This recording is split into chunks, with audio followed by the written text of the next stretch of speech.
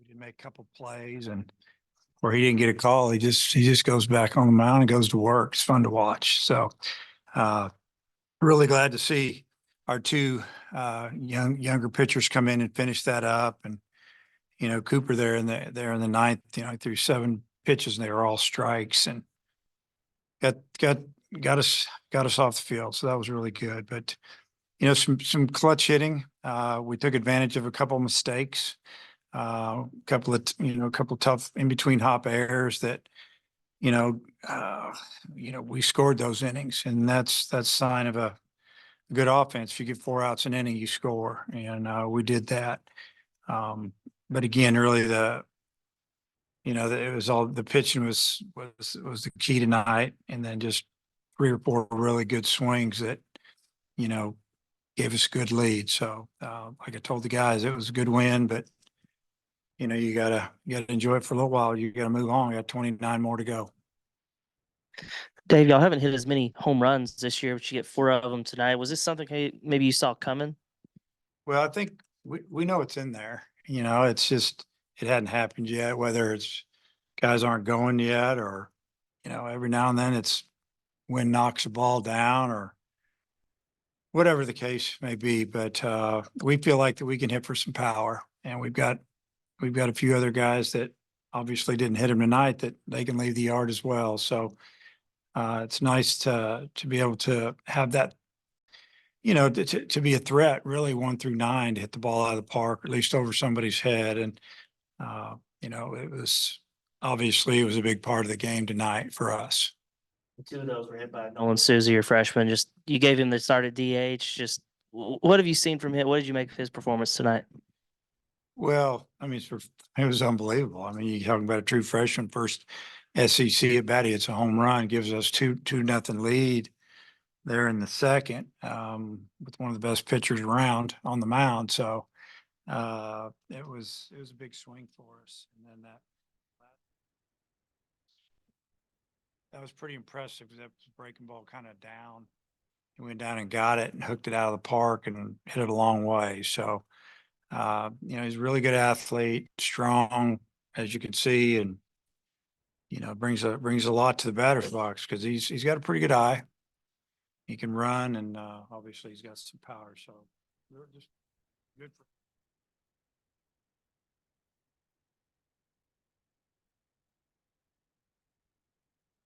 How much do you think that meant to him? Well, yeah, I mean, it was a big swing for us, and he did a great job in that at bat. I think he took maybe a 2. Well, he swung through a changeup earlier in the bat. He got to 2-2 count, threw another changeup, and he took it for a ball. So he said he's coming fastball there, and he did, and he hit it a long way. All of a sudden we're from 2 to 5. That's a big lead with our pitching staff, and yeah, I mean, it probably meant a lot to him, but I think more than anything is just I thought from my perspective, I saw what he did. He laid off a tough pitch, and he knew what he was getting, and then he hit it. And I'm not going to say he put the game away, but it gave us a lot of breathing room there where we could relax a little bit.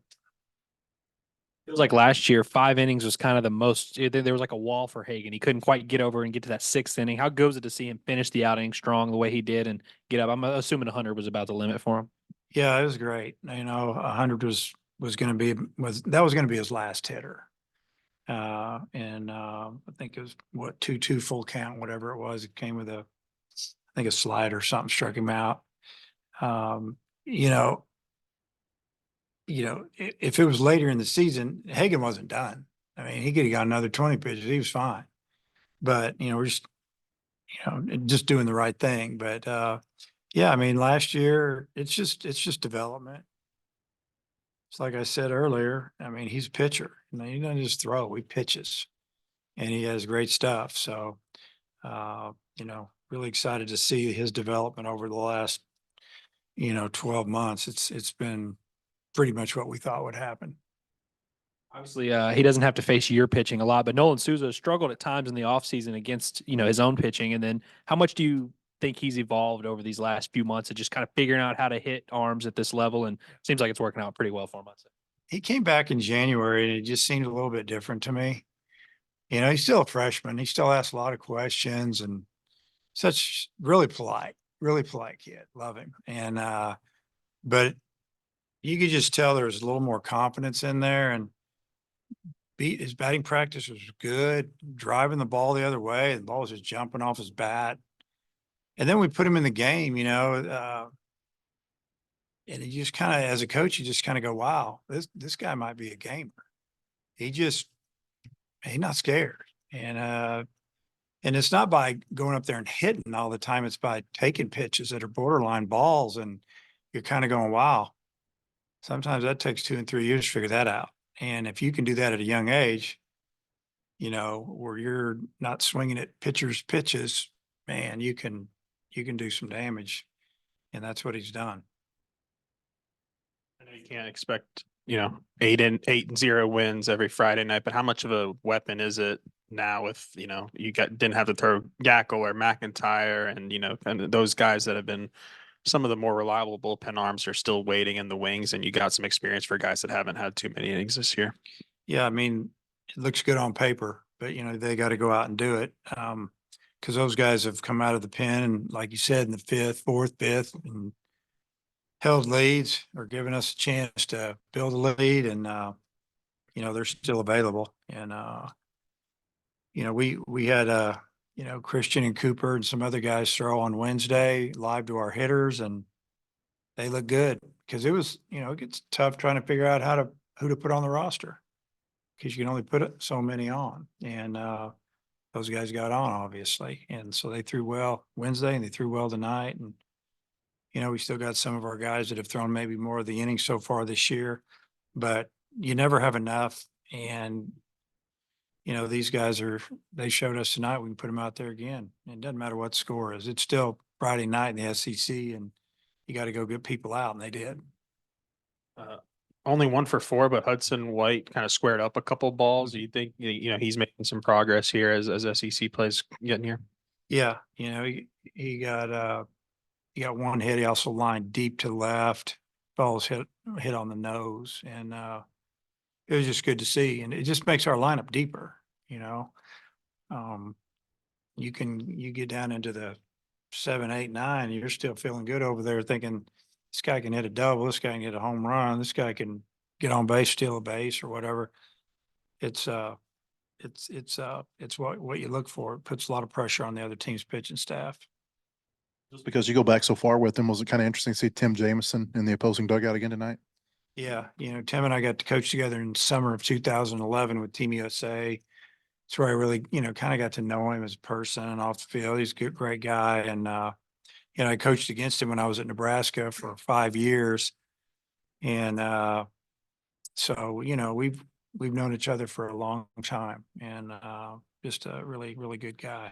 I noticed in Carrick Jackson's bio that he played at Nebraska the year before you got there. Was there any overlap? Not really. Yeah. But I knew him and talked with him a little bit, but, yeah, you've been doing your homework, haven't you? That's good. But I've known Carrick for a long time, and he's one of Coach Hobbs' best friends. I mean, they hang out. So, I'll just leave it at that. And then I want to ask you about Lovich. He had so many people that have come in here for this game because his brother's over there. To be able to have that kind of swing, with all those eyes watching him, I mean, what are your thoughts on that?